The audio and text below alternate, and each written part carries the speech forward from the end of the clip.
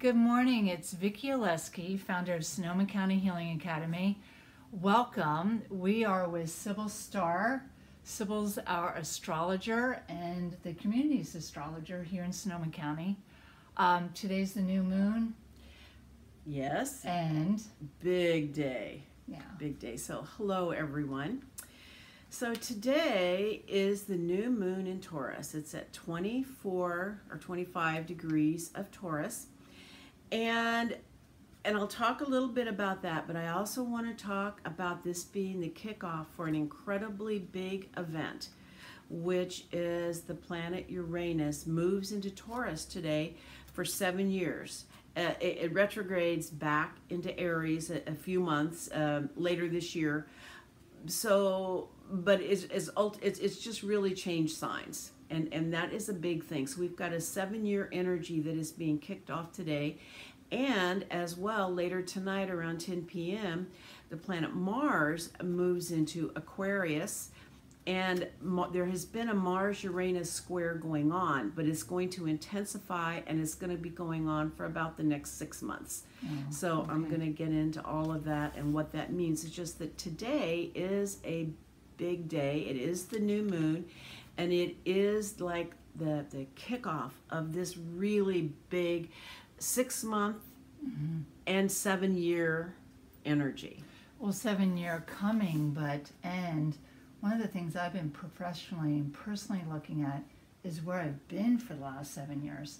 So what I'm also completing is a major cycle, because Aries, right? So was in Uranus in Aries for the last 7 years. Yeah, moving into Taurus. Right. So new moon in Taurus. So right. Big and day. The thing is, Aries is like an initiating energy. It gets something going. When we get into Taurus, it's more solidifying, building the foundations.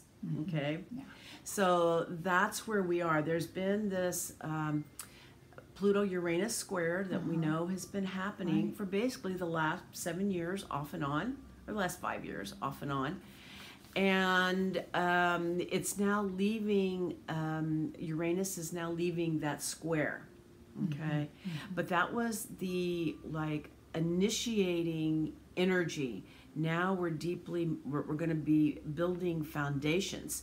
So first, let me just talk about Taurus. Go for it. Okay, so Taurus is the sign most associated with the earth, with the body, with beauty, with sensuality, and with finding one's place of inner calm. You kind of think of Ferdinand the Bull. It's the bull. He's out there, in the grass, smelling the grass, and it's getting all blissed out. It's a very laid back sign, ruled by Venus, and so in the actual just 30-day cycle, there is an invitation to spend more time in nature, to feel all of that sensuality, everything that tastes good, smells good, feels good, and just the beauty of the earth, okay, and honoring of our own bodies.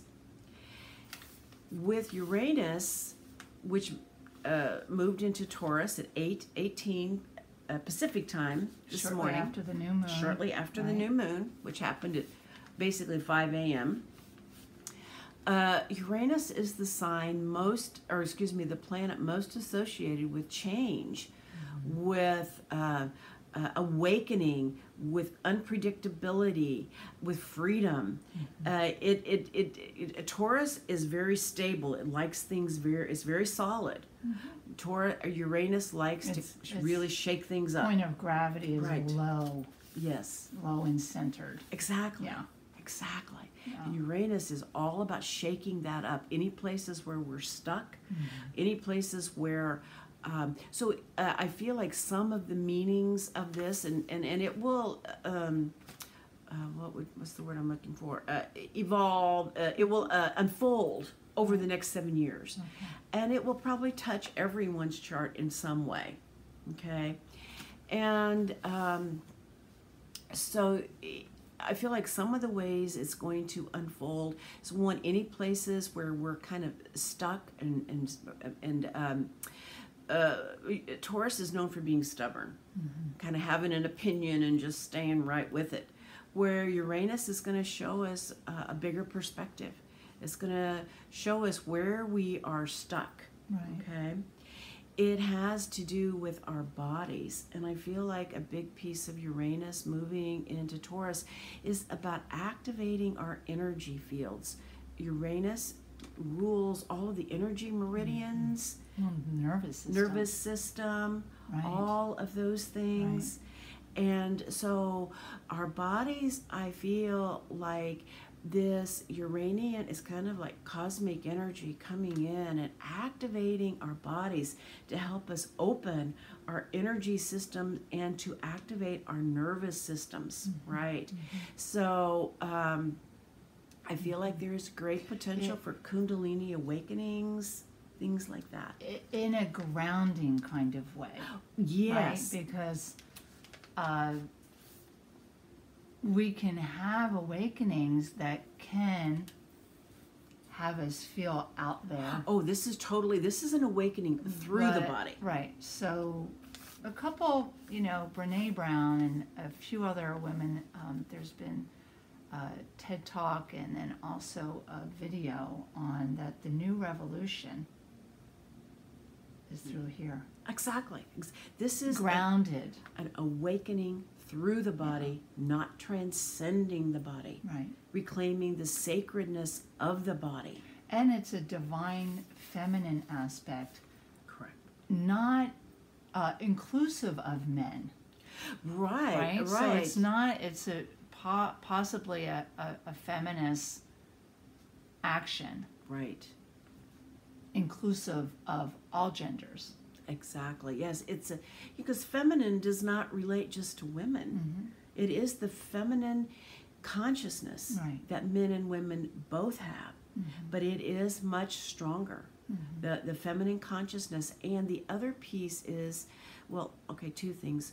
All of the outer planets right now are in feminine signs. Okay. So it is a real... A lot of affirming of this. Right, the awakening of the feminine through a body-centered, reclaiming the sacredness of the body and our connection to the cosmos through our body. And at the same time, this cosmic energy is also activating Mother Earth. So her consciousness is going to be much more accessible, and I think is the word I would like to use. Right. And some of the ways, like I wrote an article and I spoke of Robert Moss, how he refers to our world as a speaking world. And our ancestors knew that. They were much more connected to nature, and they knew that everything spoke. Well, looking at what is transpiring in Hawaii, right, and with the activity, it's dynamic. Yes. It's alive, it really does have a language. It certainly does. And the native Hawaiians say, this island is her home, and when she comes to visit, we consider it an honor. As long as we can save lives, we just move out of the way. But it's an honor when so she is speaking there, and so it's our job to learn or to listen to see what is being said. And it's the time of animism, where everything is animated and alive and remembering, and not everything is an omen, but it's just simply about paying attention. In a class I'm taking with Caroline Casey, she gave an example. She's also an astrologer and a political activist, and she lives in Washington, D.C., and she said when George Bush used to talk, the crows would all start chattering until they, went and ran them off. Right. And so the crows, what are they saying? Well, usually, they're a trickster energy. They're kind of like the Uranian energy, which is also a trickster energy. So what are they saying? Right. So really pay attention. Uranus is about synchronicities. I just want to say that, what are they saying is not always verbal. Oh, no. It's more again, through the body, it's more about sensation Right. and awareness and mindfulness that can be a navigational tool Right. towards a way Oh, right. with, Yeah, it's not always right. So much what they're saying is, what does it bring up in you? right, Like I was walking in the park, I posed this question to myself. What does Uranus, I wonder what Uranus and Taurus really means. I found myself humming a tune from, I don't know if you're familiar with it, the chant Praises for the World by Jennifer Barazon. oh yeah, oh my goodness. And it was like, okay. So it's like messages come like that. Yeah. They don't call you up and say, or the crows don't say, this is what I'm saying, is what does it bring up in you? Right. That's your message.